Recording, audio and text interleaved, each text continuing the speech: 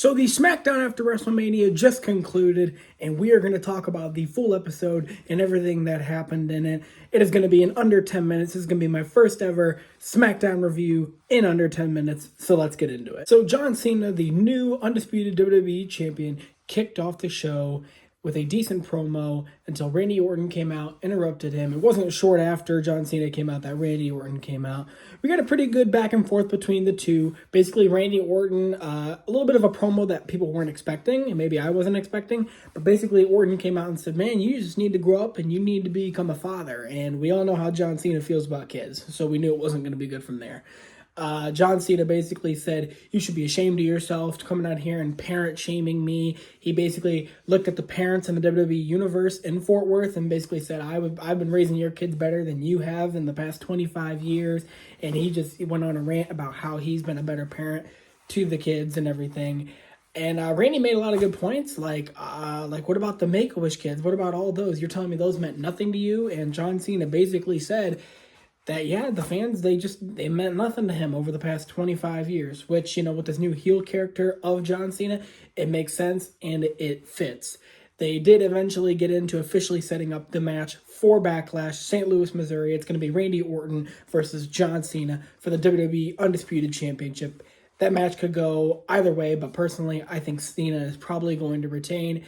It should be good. The segment was starting to come to an end, and then when John Cena took a right hand, took down Randy Orton, and then was going to hit him with the championship. Went to go hit him with the championship, but then Randy caught him with an RKO out of nowhere to end the segment, holding up the title, basically saying he's coming for John Cena. I feel like we're going to get another segment between these two in the following weeks, which I think will be really good, and I think we're going to get a little bit better promos.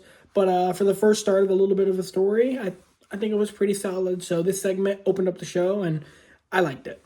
I forgot to add it in, but I also thought John Cena telling Randy Orton that he was going to wipe the future generations of the Orton family from the WWE, I thought was absolutely brilliant. Randy Orton really got fired up after that, and it seemed like it's going to be pretty much a no-holds-barred backlash of words with each other. No pun intended. The second segment of the night was our debuting match with Fraxium. Axiom and Nathan Frazier, the famous tag team that have been on NXT for the past couple years, finally making their debut on SmackDown. They fought Los Garza in just a regular tag team match. I thought it was a good match. I didn't get to see all of it, but I saw some highlights and the most important parts, and I thought it was a really well-built match. I think Fraxium is going to fit in really well with this tag team division that SmackDown has built, and I don't think it's too long before we eventually see them become SmackDown or WWE Tag Team Champions. So Fraxium debuted. It was a great match. Can't wait to see what else they do in the future on the main roster and on SmackDown. We then go into the Women's World Championship, or the Women's WWE Championship segment with Tiffany Stratton. She basically came out to the ring, was cutting a promo. A lot of her promos to me just sounds very robotic, seems very forced, and it just does not sound natural coming from Tiffany. So I would say it was a pretty decent promo. I actually got an unexpected interruption by Jade Cargill. I thought maybe it was going to be Charlotte Flair again. I'm glad it wasn't, and I'm glad we seem to be done with that.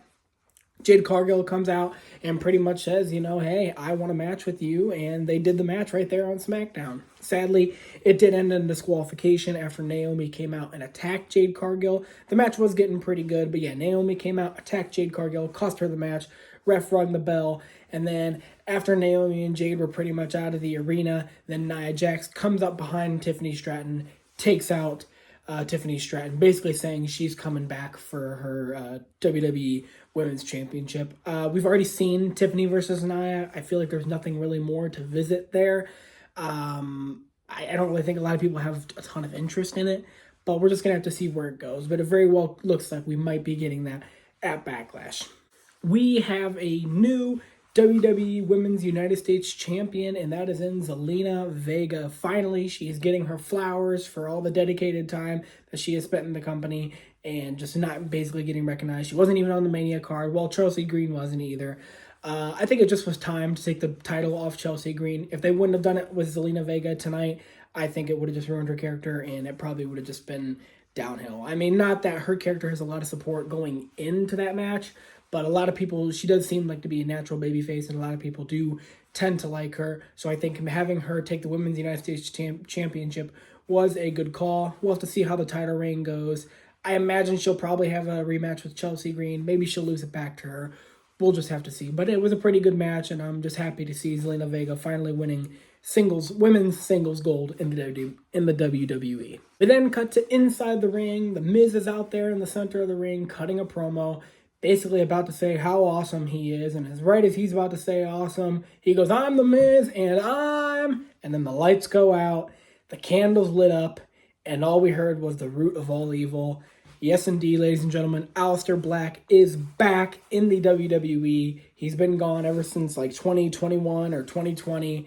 Excited to see Aleister Black back in the WWE. He was a big Triple H guy. Triple H wanted to do a lot with him, and you could tell Vince McMahon just really did not have any clue or any idea what to do with a character like that.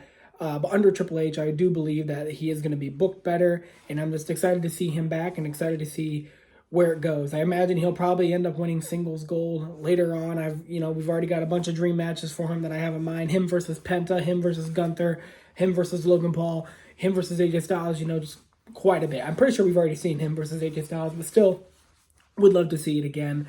Aleister Black is back. I'm glad he returned with his original theme song and his original entrance. He looks really good, and just excited to see where it goes. We then go into our new United States Championship segment with Solo Sikoa and Jacob Fatu. Of course, Jacob Fatu defeated LA Knight at WrestleMania in Night 1. He's your new United States Champion. Really, I thought this was going to be the segment where Jacob turned on Solo, because the way Solo comes out, immediately just starts talking about he is the champion because of me, and it seemed like Jacob was not having it. I do feel like we are building towards that story. We are eventually going to get that. We are eventually going to get Jacob Fatu turning on Solo Sikoa, or Solo Sikoa turning on Jacob Fatu, turning Jacob Fatu into an even bigger babyface. I feel like that's what is more likely going to happen. Jacob Fatu, Solo Sikoa were in the ring until all of a sudden LA Knight comes out. He starts talking his trash, basically saying he would want a rematch back against Jacob Fatu for the United States Championship, up until we got the interruption of Drew McIntyre, which was a big shock to a lot of people. The crowd really enjoyed it. He comes out, basically says, no, back of the line. He is in line for the United States Championship title. Basically told us that Damian Priest is not going to be on SmackDown tonight, and said we're probably not going to see him for a little bit. We eventually boiled into setting up a match between LA Knight and Drew McIntyre. I don't know if it was a number 1 contenders match. I was trying to watch the full episode, but I couldn't catch all of it. So I don't think it was a number 1 contenders match. And even if it was, it got interrupted. Damian Priest cost Drew McIntyre the match, put him through the announcer's table with a South of Heaven.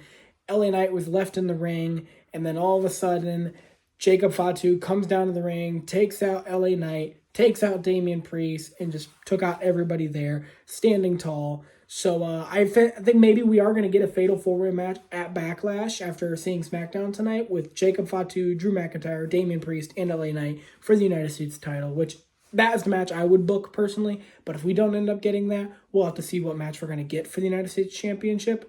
I do imagine whatever it is, Jacob Fatu is probably going to retain. He's probably going to hold on to that belt for quite some time. We'll just have to see. But pretty decent segment, and it was a decent match between two really good megastars. Then we finally get into our main event, the Triple Threat TLC Tag Team for the tag team, or the Triple Threat TLC match for the WWE Tag Team Championships, and this was an absolute banger. These guys went fucking crazy, and it was just a great match. I missed the first 5 minutes, but the last 15 to 25 minutes were absolutely phenomenal. I think giving this match and that whole last hour of SmackDown commercial free was absolutely the right call. This match did not need any interruptions, and it really benefited from not having any interruptions. It was just a spot fest, spot after spot after spot. We saw a spear off the top of the ladder through a table, reminiscent to WrestleMania 17, when Edge speared Jeff Hardy off the top of a ladder, not through a table. We saw Skull and Bones through a table. We saw Air Raid crash through a ladder. We just saw a lot of cool spots from all three teams. All three teams looked like $1 million. And like I said, I feel like Fraxium is going to fit perfectly in that tag team division. Retaining, Street Profits did indeed win, which I had a feeling they were going to retain. It only makes sense. I feel like they're going to continue the story on from there, just giving them other and different opponents. But, you know, we'll just have to see. I was hoping maybe the White Six would come back after they won the match, but that did not happen. Hopefully the White Six do come back and are back on our TVs very soon, but we just do not know the current status of what's going on with that team. Like I said, this match, absolutely one of the match contender of the year, for sure.